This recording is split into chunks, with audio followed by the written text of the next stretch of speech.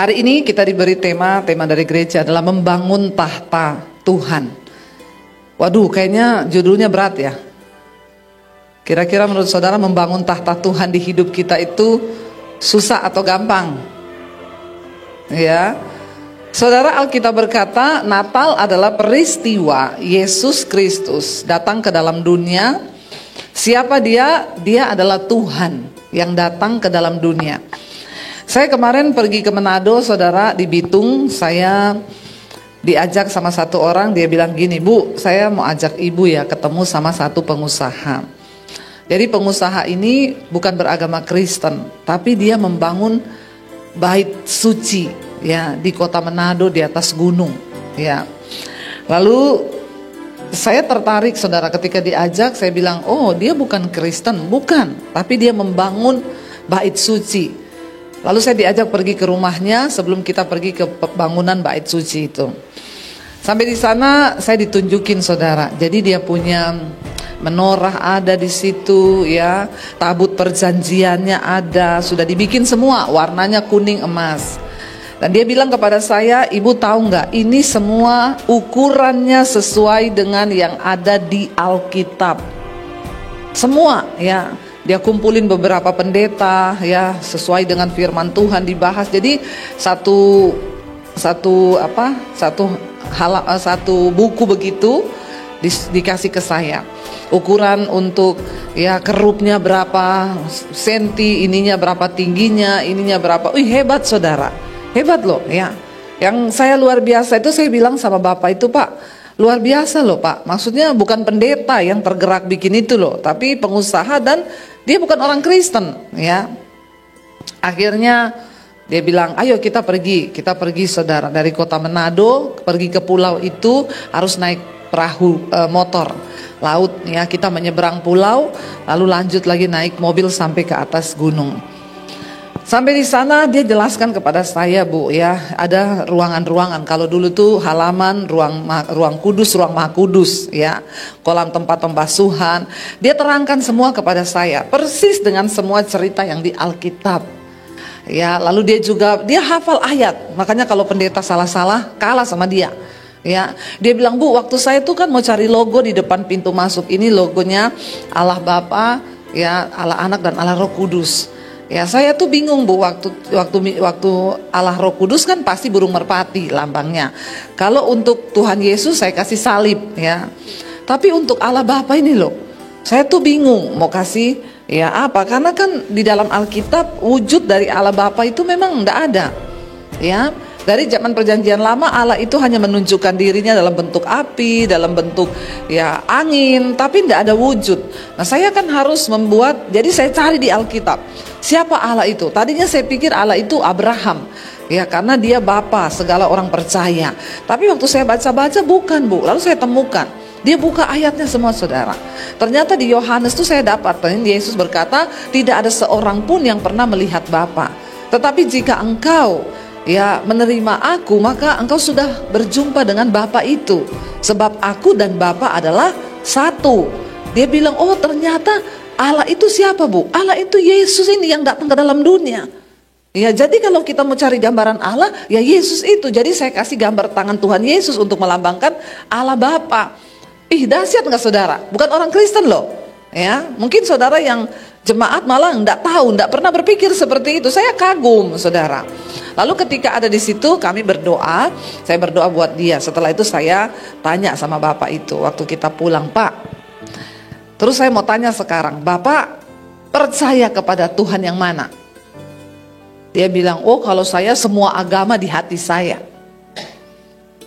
Ya, "Oh, semua agama di hati Bapak." Tadi Bapak menerangkan kepada saya itu bagus. Katanya, Allah itu siapa sih? Lalu Bapak temukan di dalam firman Tuhan dikatakan bahwa Allah itu Yesus yang datang ke dalam dunia. Tadi Bapak ngomong begitu yakin sama saya. Sekarang saya mau tanya, Bapak percaya nggak bahwa ya Allah itu Yesus yang datang ke dalam dunia? Jadi sekarang Bapak percaya Yesus nggak? Dan Bapak mau terima nggak Tuhan Yesus di hatimu? Dia lama berpikir dan dia bilang, "Kalau itu sih belum ya, Bu ya." Lalu saya berkata kepada dia, "Pak, Tuhan itu bisa dipelajari, bisa. Ya, Bapak mempelajari ini, saya angkat jempol. Kalau bisa jempol 4 sama jempol kaki saya 2 tak angkat, bisa tak angkat untuk Bapak. Karena Bapak hafal ayat, Bapak pun membangun bangunan ini begitu hebat. Tapi sayang ya Pak, untuk bisa mengalami Tuhan, ya itu memang tidak semua orang. Karena Yesus berkata, ya bukan kamu yang pilih aku, tapi aku yang pilih kamu. Memang Pak, untuk percaya kepada Yesus itu hanya orang pilihan. Jadi hari ini saya berdoa supaya Bapak dipilih Tuhan, dan Bapak membuka hati untuk menerima Tuhan dalam hidupmu. Saudara, membangun tahta Tuhan di hidup kita itu apa? Ya, apakah membangun tahta Tuhan itu hanya sekedar kita itu ya mengaku percaya Yesus atau seperti apa? Tidak semua orang bisa membangun tahta Tuhan dalam hidupnya. Kenapa? Bayangkan saudara, kalau Tuhan bertahta dalam hidup kita, apa yang akan terjadi? Wow enggak? Menurut saudara loh, kalau Tuhan hadir di hidup kita dan dia bertahta dalam hati dan hidup kita, kira-kira saudara, Tuhan loh, ini Tuhan loh. Saya pengen membuka paradigma saudara, jemaat Tuhan sebagai orang Kristen, supaya kita ini jadi orang itu, ya jangan cuma jadi jemaat yang biasa-biasa selalu ya, tapi alami Tuhan, alami kebangunan rohani di hidupmu, dan hidupmu akan berdampak bagi banyak orang, karena Tuhan bertahta di hidup kita. Katakan, amin. Jangan jadi jemaat yang cuma datang pulang hari Minggu. Ya. Sebagai pelayan Tuhan pun saya mau bilang, pemain musik, singers, WL, jangan jadi pelayan yang biasa-biasa. Yang kau hanya datang nyanyi, main musik, tanpa terjadi apa-apa di dalam hidup kita. Buat apa saudara? Buat apa kita jadi Kristen kayak begitu? Main-main aja. Ya, tidak ubahnya seperti orang yang di night club, di mana saja kita ini datang, duduk, diam, pulang. Saya mau bilang kepada saudara, di hari-hari terakhir ini kita harus mengalami Tuhan. Katakan, kita punya Tuhan yang dahsyat loh, Tuhan yang hebat loh. Ya, ayat yang diberi dari gereja, mari kita buka Mazmur 99. Mazmur 99 ayat yang pertama sampai ayat yang ke-9. Dikatakan judul perikopnya di sana, Tuhan Raja yang Kudus ya.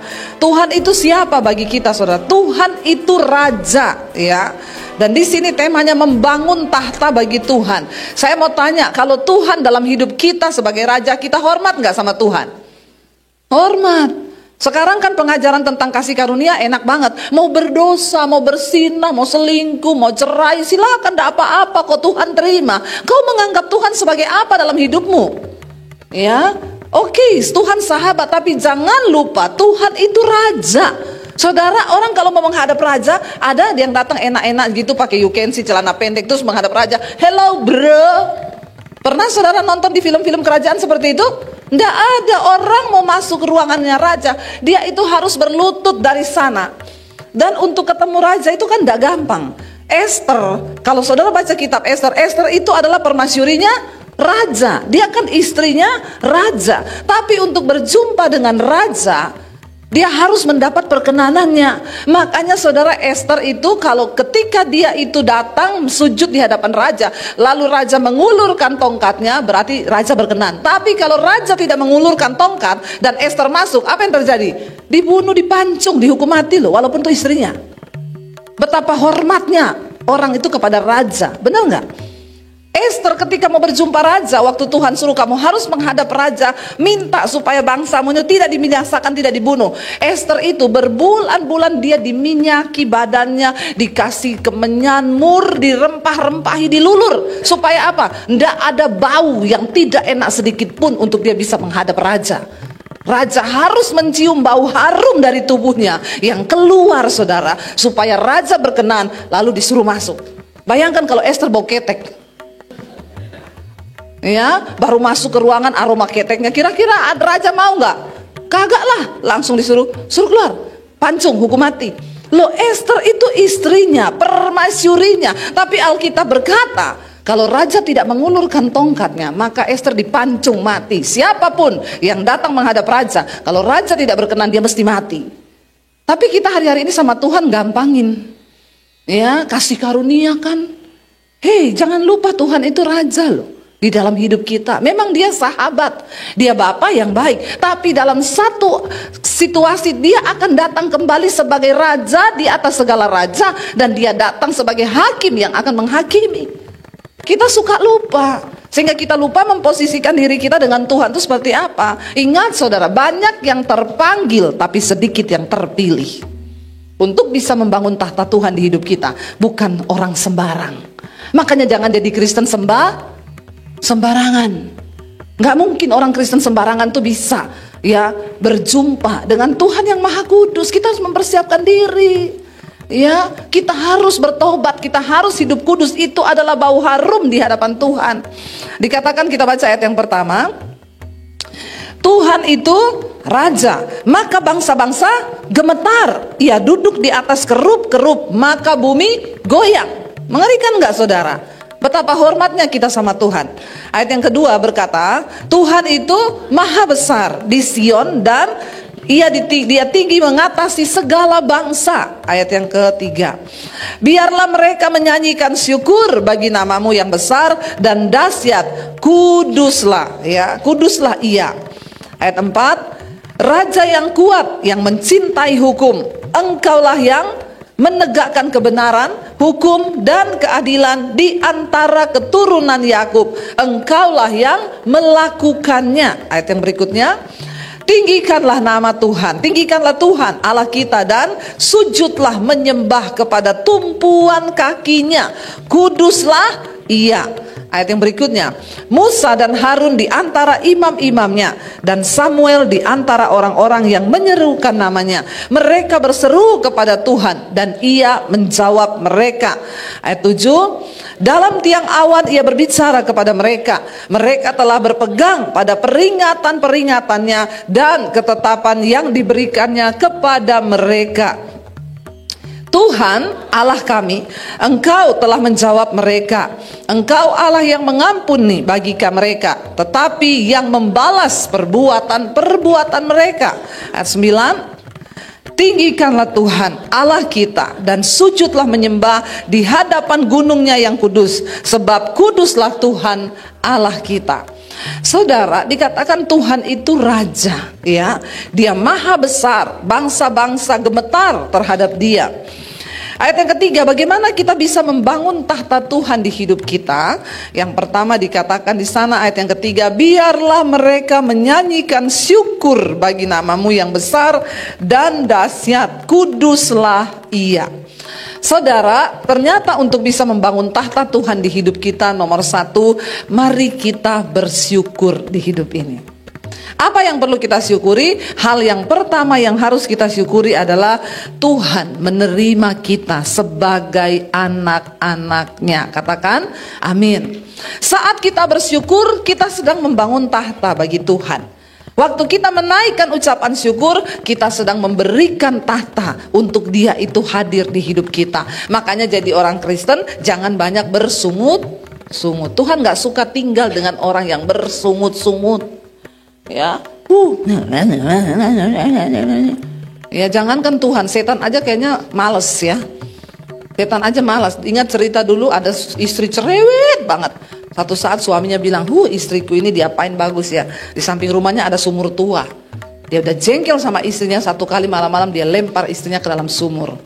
Ya, pagi-pagi dia bangun, ada setan di pinggir sumur itu. Lalu dia tanya sama setan itu, kenapa kamu ada di sini? Dari mana kamu? Saya setan penunggu sumur. Nggak betah saya tinggal sama perempuan itu di dalam. Jadi bayangkan, setan aja lari ngungsi loh, gara-gara istrinya dilempar ke dalam sumur. Saudara, jangan jadi orang yang suka bersungut-sungut. Waktu kau bersungut-sungut, kau lagi tidak membangun tahta Tuhan. Kau sedang merobohkan tahta Tuhan dalam hidupmu. Dikatakan yang pertama untuk bisa membangun tahta Tuhan, dibilang di sana, nyanyikanlah syukur bagi nama Tuhan yang besar dan dahsyat, kuduslah ia. Ya, untuk bisa membangun tahta Tuhan dalam hidup kita, banyak bersyukur. Lalu apa? Kita harus sungguh-sungguh menanamkan dalam hati kita bahwa Tuhan itu Tuhan yang kudus. Lah kalau Dia kudus, terus kita tidak kudus, Dia mau tinggal nggak dalam hidup kita? Mana mau saudara? Ya, kita aja untuk tinggal dengan orang ini kita pilih-pilih loh. Saudara tuh tinggal sama orang, saudara pilih-pilih nggak?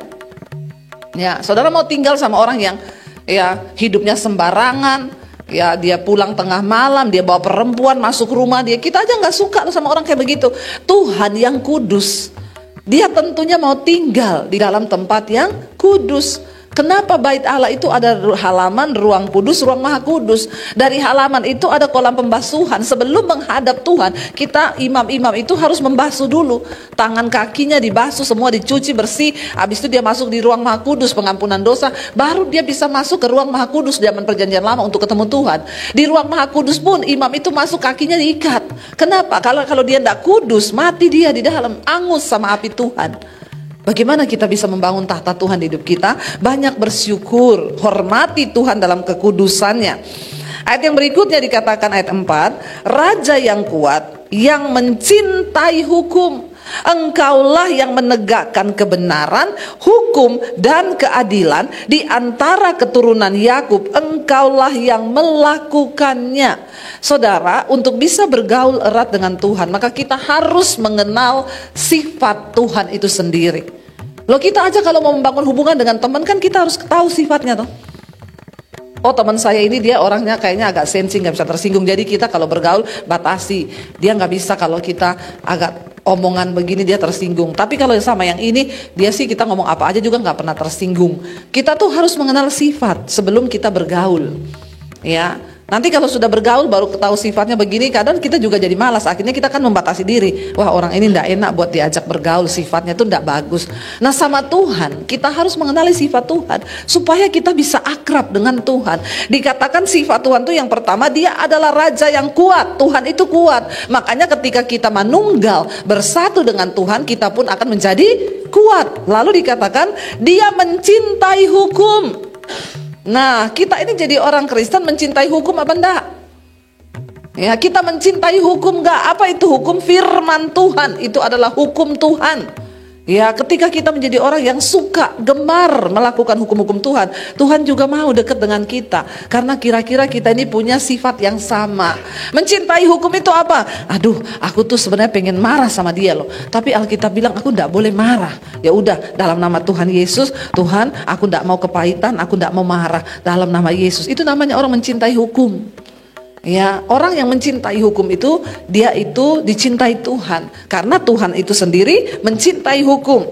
Dikatakan engkaulah yang menegakkan kebenaran. Lah, Tuhan itu sukanya menegakkan kebenaran. Makanya dikatakan dia menegakkan orang yang hina. Sekalipun orang itu hina, tapi kalau dia hidup dalam kebenaran, maka Tuhan akan menegakkan. Nah, kalau kita nggak suka sama kebenaran, bagaimana mungkin kita bisa dekat Tuhan? Apalagi membangun tahta bagi Tuhan. Tidak akan bisa, mustahil. Makanya hidup kita nggak pernah berubah, ya. Hidup kita nggak pernah berubah, nasib kita nggak pernah berubah. Bahkan tidak ada dampak apa-apa yang kita bisa lakukan, saudara, bagi kerajaan Allah. Kita harus tahu Tuhan itu mencintai hukum, menegakkan kebenaran. Ya, makanya sekarang dengerin khotbah yang nggak apa-apa yang keras-keras, tapi itu membangun iman kita, amin. Membawa kita semakin kepada kebenaran. Ya, jangan mau dengar yang enak-enak. Oh, selingkuh enggak apa-apa, homo enggak apa-apa. Tuhan itu mengasihi. Yang dikhotbahin Tuhan mengasihi terus. Tapi dia lupa betapa banyak ayat di Alkitab yang berkata Tuhan itu menegakkan hukum. Dia benci kepada orang-orang fasik. Tuhan gak suka dengan orang-orang yang berdosa. Dari perjanjian lama kita bisa belajar bagaimana Tuhan itu menghukum, saudara. Kenapa bangsa Israel satu angkatan yang keluar dari Mesir itu mati semua loh di padang gurun? Tidak ada yang tembus masuk tanah perjanjian. Satu angkatan yang keluar dari Mesir, hanya yang berumur 20 tahun ke bawah itu yang masuk ke tanah perjanjian. Yang lain mati semua di padang gurun. Kenapa? Mana kasih Tuhan? Ketidaktaatan, dosa membawa penghukuman dalam hidup manusia. Tuhan tidak berubah, dia memang mengasihi, tapi sifat Tuhan itu tetap sama. Dia mencintai hukum, dia adalah Tuhan yang menegakkan kebenaran. Jadi kita sebagai orang Kristen gak bisa santai. Kenali sifat Tuhanmu, barulah engkau bisa membangun tahta Tuhan dalam hidupmu. Nggak bisa sembarangan, saudara. Ya, nyanyi memuji Tuhan tapi hidupnya nggak karu-karuan. Malaikat bilang pret. Ya, jangan sembarang jadi orang Kristen. Tuhan itu menegakkan kebenaran, hukum dan keadilan di antara keturunan Yakub. Engkaulah yang melakukannya. Ayat 5. Tinggikanlah Tuhan Allah kita dan apa? Sujudlah menyembah kepada tumpuan kakinya. Kuduslah ia. Kita harus selalu meninggikan nama Tuhan di dalam hidup kita, saudara. Ya, meninggikan nama Tuhan bukan hanya nyanyi di gereja. Orang bisa nyanyi di gereja, tapi kelakuanmu itu nggak pernah meninggikan nama Tuhan. Ketika orang bertanya, ya, wih hebat ya gini. Apa jawaban kita? Oh iya, saya ini pinter. Jawabannya apa? Semua karena kasih karunia Tuhan. Apa yang kami dapat hari ini karena anugerah Tuhan. Itu namanya kita meninggikan Tuhan. Ya, bahkan sering kali saya tuh sering menangis sendiri. Kenapa? Karena mengucap syukur dan berkata, Tuhan, semua yang terjadi di hidupku semua hanya karena Engkau. Sering sekali saya menangis sendiri, mau di mobil, mau di dapur, mau di kamar. Sering sekali saya meneteskan air mata dan berkata, Tuhan, Engkau Tuhan yang luar biasa di hidupku. Itu engkau meninggikan Tuhan, saudara. Ya, membangun tahta Tuhan, maka kita harus selalu meninggikan Tuhan. Ya, jangan cerita kepada keluarga, oh iya itu anakku sekarang, sudah jadi ini. Oh hebat ya anakmu, hebat. Memang dia pintar dari kecil, pret. Ya, ingat ngomong, ya, semua karena kasih karunia Tuhan. Ya, tidak ada satupun yang kita dapatkan ini tanpa karena belas kasihan Tuhan. Tinggikan nama Tuhan, tidak usah tinggikan diri sendiri, amin. Mari kita tinggikan nama Tuhan dan sujudlah. Kata sujud di sini, saudara, bersujud itu artinya apa? Kita benar-benar merendahkan diri loh di hadapan Tuhan. Kita ini gak ada apa-apanya. Kita diterima hanya karena kasih karunia. Kita ini sebenarnya orang yang tidak layak, tapi diangkat Tuhan, dijadikan layak. Sujudlah menyembah kepadanya, di bawah tumpuan kakinya. Kuduslah Tuhan. Musa dan Harun di antara imam-imamnya, dan Samuel di antara orang-orang yang menyerukan namanya. Mereka berseru kepada Tuhan dan ia menjawab. Bagaimana caranya membangun tahta Tuhan dalam hidup kita? Sering-seringlah berseru kepada Tuhan. Jangan berseru pada mertua.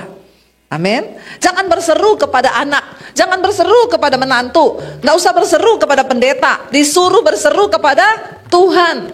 Ya, kita ini seringkali kenapa gak bisa lihat mujizat? Engkau salah tempat berseru. Berseru itu kepada Tuhan. Ya, datang kepada Tuhan.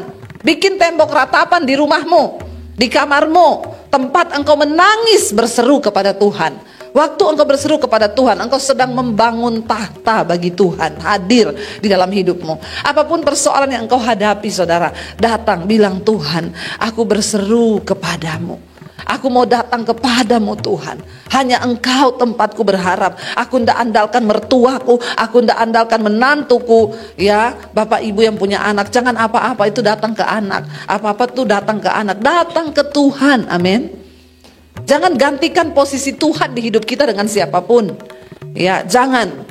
Tapi jadikan Tuhan itu sebagai Tuhan di dalam hidupmu. Seringkali kita ini banyak orang Kristen hidupnya terkutuk. Kenapa, saudara? Loh, saya tuh tidak melakukan dosa loh, Bu. Saya ini tidak menyembah berhala. Saya ini, tapi Alkitab bilang terkutuklah orang yang mengandalkan manusia, yang mengandalkan kekuatannya sendiri. Seringkali kita pikir terkutuk itu kalau kita sembah setan. Tidak loh. Mengandalkan kekuatan sendiri itu kita sudah terkutuk. Makanya saudara, seringlah berseru kepada Tuhan. Bilang, Tuhan, aku berseru kepadamu. Aku menyerahkan semua rencana-rencanaku. Aku menyerahkan semua ini loh Tuhan, pergumulanku. Aku hanya berseru kepada Tuhan. Tidak usah berseru kepada manusia, engkau pasti kecewa. Ya, apalagi kalau tidak dijawab, nggak ditanggapi. Berseru kepada Tuhan. Ya, jangan berseru kepada saya tuh, saudara. Saya suka bantu hamba-hamba Tuhan di desa. Kalau dia sudah mulai berseru kepada saya nggak bantu malah. Saya takut dia menjadikan saya Tuhan. Ya, apa-apa Bu Debbie bisa tolong, saya bilang berseru sama Tuhan, saya bukan Tuhan. Ya, jangan saudara. Jangan menjadi Tuhan bagi anakmu. Jangan menjadi Tuhan bagi saudaramu. Jangan menjadi Tuhan bagi siapa saja. Kita pun harus belajar.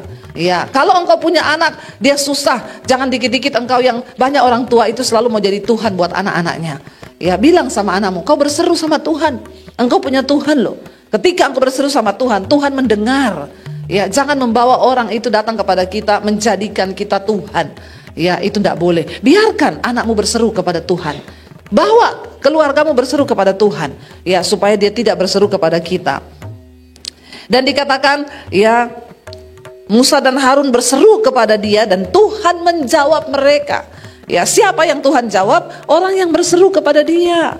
Ya, kalau engkau berseru kepada manusia, ya Tuhan nggak jawab, saudara. Manusia juga tidak jawab, karena Alkitab berkata manusia itu mengecewakan.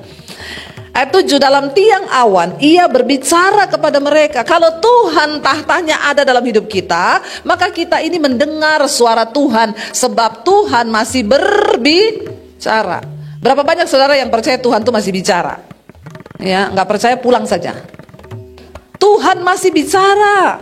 Bukan hanya dari zaman dulu, Tuhan tidak berubah. Dia bisa bicara kepada Musa, Dia bicara kepada Yosua, Dia bicara kepada Yesaya, Dia bicara sama Debbie Basir, Dia juga bicara kepada saudara. Katakan amin, amin. Ya, jangan sampai kita ini menjadi orang yang tidak mendengar suara Tuhan. Ya, saya ini termasuk, saya selalu berkata, Tuhan, bawa aku dalam pelayananku itu berjalan di dalam jalannya Tuhan. Ya, termasuk saya itu dituntun Tuhan. Tuhan bicara, cepat ambil alih dunia media, kabarkan Injil lewat media. Loh, itu suara Tuhan yang saya tangkap. Siapa yang tahu pandemi bakalan terjadi? Ya, saya mulai bergerak cari media apa ya buat Injil. Lalu nemu YouTube, saya bikin, saudara. Tuhan bilang, aku akan beri engkau tuaian bangsa-bangsa. Ya, saya melihat itu semua terjadi. Tuhan bicara, Tuhan bicara. Ya, awal tahun yang lalu saya dapat suara Tuhan, bangun sekolah Alkitab, persiapkan para penuai. Ya, saya bilang, Tuhan, saya nggak punya uang banyak, saya nggak punya tanah, saya nggak punya ini. Tuhan bilang, aku nggak cari orang yang punya tanah, aku nggak cari orang yang punya uang, aku cari orang yang beriman untuk menjadi mitraku melakukan kehendakku.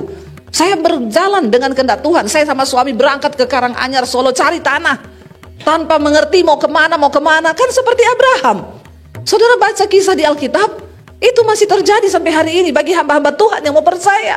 Kami cari, saudara, di Karanganyar tanah begini-begini nggak ketemu. Tiba-tiba ada orang telepon, ibu lagi mau bangun sekolah Alkitab, cari tanah. Saya punya tanah, Bu. Loh, itu siapa, saudara? Tuhan. Kita cuma cari tanah yang 1000 meter, dikasihnya 4.500. Siapa itu? Tuhan. Ketika bangun pun sudah digambar keluar dana sekian loh, dananya miliar. Saya bilang sama suami saya, waduh, uangnya siapa ya? Kok kita ini berani banget ya? Tapi saya sadar loh, ini kan bukan proyekku, ini kan proyek Tuhan.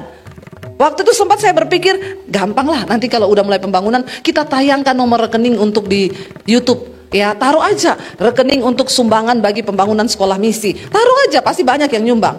Baru mau lakukan itu, Tuhan ngomong, coba kau taruh nomormu di layar. Aku tidak akan bekerja. Silakan bekerja dengan kekuatanmu. Saya dengar suara Tuhan. Saya bilang sama suami saya, jangan saya, nggak usah ditaruh nomor itu. Kalau kita taruh, Tuhan tidak akan bekerja loh. Kita berdiam diri saja melakukan bagian kita. Saudara tahu, Desember nih selesai, Januari nanti kita peresmian. Kok nggak wow ya? Tepuk tangan dong buat Tuhan. Ya, Dia Tuhan yang masih berbicara dan masih menuntun. Sudah selesai. Tanpa ada kekurangan. Saya nggak pernah jalankan proposal, saya nggak pernah umumin butuh dana, cari dana, butuh ini, butuh itu. Semua Tuhan cukupkan.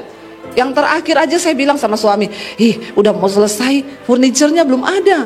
Bagaimana ya? Ya udah kita cari-cari aja lah yang murah-murah ya. Baru ngomong begitu, tiba-tiba WA masuk, ting. Shalom Ibu Debbie, saya jemaat Mesbah Doa. Ibu, saya nih pabrik furniture di Malang. Ibu, saya digerakkan Tuhan untuk sumbang semua furniture di sekolah misi. Saya nggak pernah ngomong sama orang saya butuh furniture. Saya nggak pernah curhat. Saya berseru kepada Tuhan. Tiba-tiba kami pergi lihat pabriknya, gede banget itu pabrik. Saya dikasih katalog, ibu pilih aja mana. Saya cuma pilih ini sekian-sekian. Kemarin sudah dikirim semua. Sampai saya datang ke sekolah itu, saya bilang ini mah bukan sekolah Alkitab, ini villa ya. Keenakan nih hamba-hamba Tuhan disuruh di sini. Nanti pada nggak mau pulang lagi ke kampungnya ya. Saudara, Tuhan itu ada loh, dan Dia mau bertahta menuntun kita dalam bisnismu. Dia mau. Tapi sudahkah engkau membangun tahta dalam hidupmu bagi Tuhan? Sudahkah engkau menjaga hidup dalam kekudusan? Dia masih berbicara, dikatakan dalam tiang awan Ia berbicara kepada mereka.